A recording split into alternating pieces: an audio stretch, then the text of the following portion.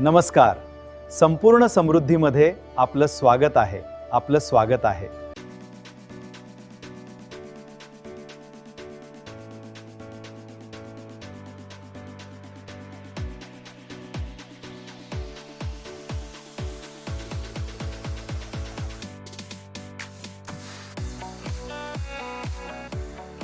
आजचा विषय मानसिकतेचे एकत्रीकरण, कायमस्वरूपी श्रीमंत व्यक्तीसारखा विचार करणे. लक्ष. आतापर्यंत तुमची विचारसरणी बदलली आहे. तुम्ही पैसा, संधी आणि कृती यांबद्दल वेगळ्या पद्धतीने विचार करता. आजचा दिवस हा त्या नवीन विचारसरणीला तुमची कायमस्वरूपी कार्यप्रणाली म्हणून अंगीकारण्याचा आहे, तात्पुरती मानसिकता म्हणून नव्हे.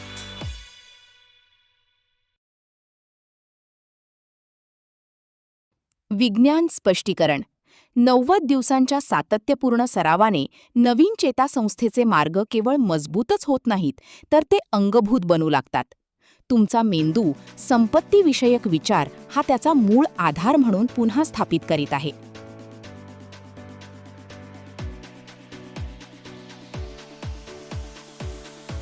एकीकरण म्हणजे हे मार्ग मजबूत राहतील आणि तणाव किंवा आव्हाने निर्माण झाल्यास ते पुन्हा जुन्या पद्धतींकडे वळणार नाहीत याची खात्री करणे होय.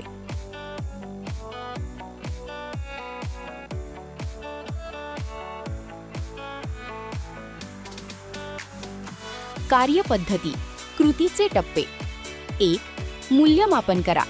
तुमच्या विचारसरणीत कसा बदल झाला आहे. 2. ओळखा. कोणते विचार कायमस्वरूपी वाटतात आणि कोणते तात्पुरते. 3. बळकट करा.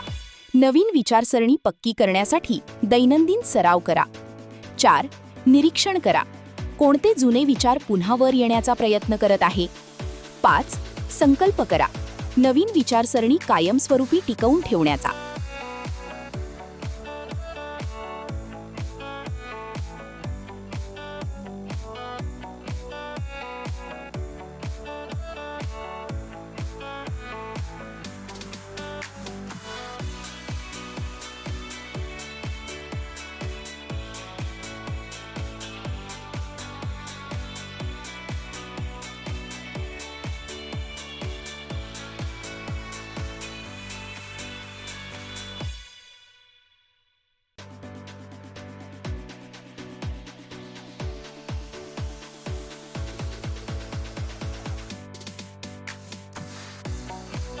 आचरणात आणण्याच्या पद्धती. दैनंदिन सकारात्मक संकल्प. मी संपत्ती निर्माण करणारा आहे. साप्ताहिक चिंतन. या आठवड्यात पैशांबाबत माझे विचार कसे होते. मासिक आव्हान. कोणती जुनी समजूत पुन्हा डोकेवर काढण्याचा प्रयत्न करत होती. त्रैमासिक सखोल आढावा. माझी प्रगती अजूनही सुरू आहे का. वार्षिक फेरमांडणी.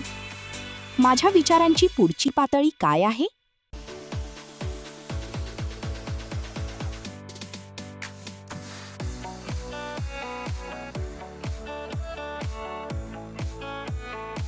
महत्वाची टीप. विचार म्हणजे सवयी असतात. संपत्तीविषयीचे तुमचे नवीन विचार आता सवयी बनले आहेत. ज्याप्रमाणे तुम्ही व्यायाम किंवा आहाराची निगा राखता, त्याचप्रमाणे या विचारांचीही जोपासना करा. त्यासाठी सातत्यपूर्ण सरावाची गरज असते. आज आपण काय शिकलो. तुमची नवीन विचारसरणी हीच तुमची नवीन सवय बनत आहे. वापरामुळे चेतासंस्थेचे मार्ग बळकट होतात. तणावाखाली जुन्या सवयी परत येण्याचा प्रयत्न करतील. देखभाल करणे महत्त्वाचे आहे. तुम्ही आता संपत्ती निर्माण करणारे आहात, तसाच विचार करा.